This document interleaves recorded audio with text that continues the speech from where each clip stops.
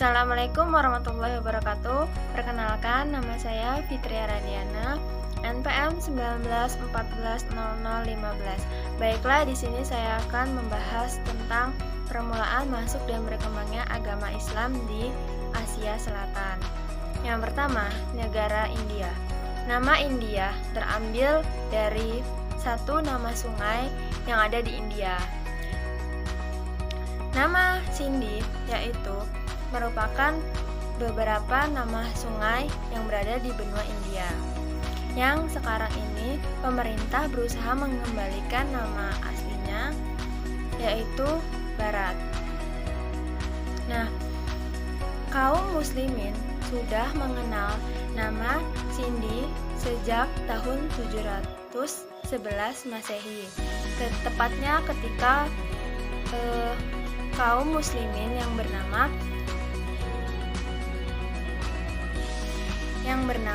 Panglima Umayyah Muhammad bin Qasim yang sudah menyerbu wilayah ini. Selama 3 tahun pemerintah Umayyah menyerbu wilayah ini, pemerintah belum menemukan informasi-informasi yang begitu sempurna. Nah, ini khalifahnya yaitu Al-Walid. Nah, pada masa Islam ini belum terfokus dalam hal ini. Masih terfokus ke Damaskus yang terbagi dalam wilayah seperti Asia Tengah, Afrika Utara, dan sampai Spanyol. Sekitar tahun 750 Masehi terjadi suatu wilayah yang penyerbuan ini, tetapi dia masih belum ada informasi yang jelas. Nah, baru ketika Abbasiyah mulai, dia memfokuskan tentang sosial dan budaya di dalamnya. Orang-orang Turki yang diberikan kewenangan untuk menaklukkan dan membina kawasan Asia Selatan, khususnya India, yaitu bernama Mahmud Ghazna. Melihat kondisi saat ini, ada seorang sejarawan Muslim yang terkemuka yang bernama Al-Biruni mengatakan bahwa ada 5 titik terfokus untuk dan ciri khas masyarakat India yang menolak pengaruh dari luar, yaitu seperti bahasa, tradisi, keagamaan, adat istiadat, fanatisme, dan keangkuhan dalam budaya luar. Yang kedua, sejarah masuknya Islam ke anak benua India. Islam merupakan agama terbesar di India, di mana sensus penduduk pada tahun 2011 menyebutkan bahwa masyarakat India 14,2% atau 172 juta jiwa merupakan mayoritasnya beragama Islam. Peranan Muslim di Republik Federasi Asia Selatan ini dalam pengembangan agama Islamnya ada 4, yaitu yang pertama, pada masa sebelum kerajaan Mogul pada tahun 705 sampai 1526. Nah, yang kedua, pada masa kekuasaan kerajaan Mogul. Ini terjadi pada tahun 1526 sampai 1858. Nah, yang ketiga, pada masa kekuasaan Inggris, yaitu pada tahun 1858 sampai 1947. Nah, yang keempat atau yang terakhir yaitu kekuasaan pada Islam pada India reguler, yaitu pada tahun 1947 sampai sekarang ini.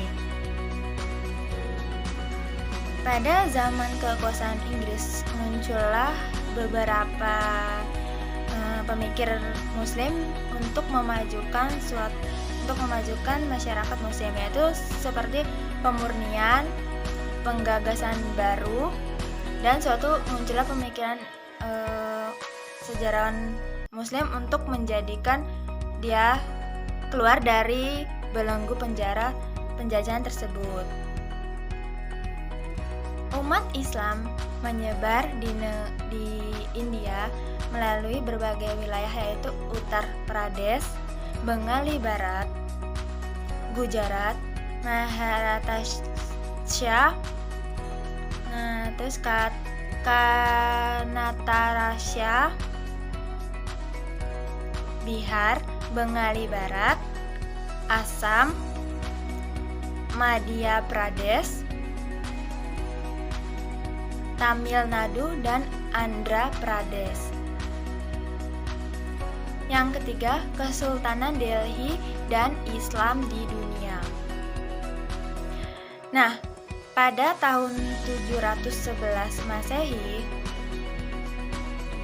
Muhammad bin Qasim yang menguasai Sindh atau sekarang yang namanya Pakistan, dia merupakan keponakan gubernur dari Irak yang bernama Al-Hajjaj bin Yusuf.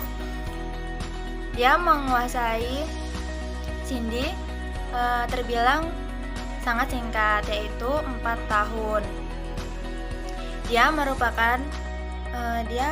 berwatak keras, namun dia menghormati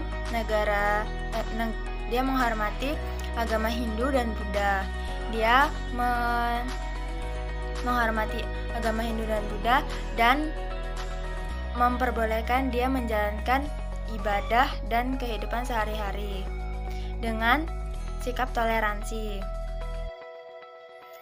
Dinasti Ghazni berasal dari Turki, yaitu Asia Tengah, menjadi penguat dari Persia. Pengaruh kuat dari Persia. Abu Ali Muhammad merupakan raja pertama dinasti Ghurid yang mengucapkan 2 kalimat syahadat.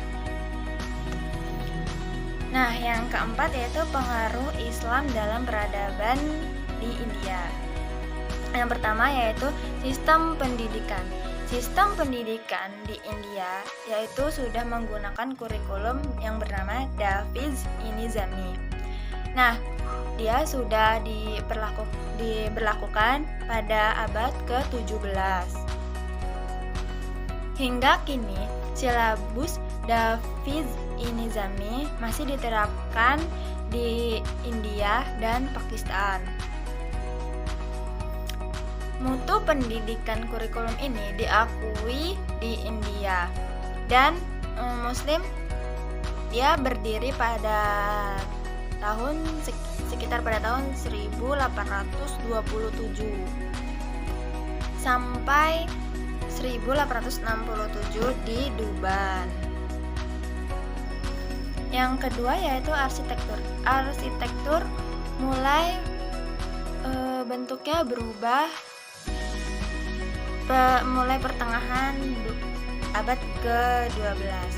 Nah, dia bentuknya berubah karena dekoratif dan dekorasinya itu mulai bermunculan mengikuti perkembangan zaman, yaitu bentuk dekoratif, kaligrafi, meliputi bentuk dekoratif dan dekorasi seperti bentuk kaligrafi, elemen dalam dinding, keramik, dan fasilitas yang mengikuti zaman tersebut.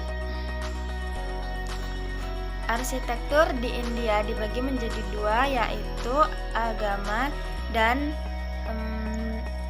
arsitektur reguler. Kesimpulan dari materi yang saya jelaskan yaitu negara India merupakan negara Islam terbesar kedua di India. Dia mayoritasnya masih masih menggunakan ciri khas yang berpegang teguh pada dalam pemerintah India.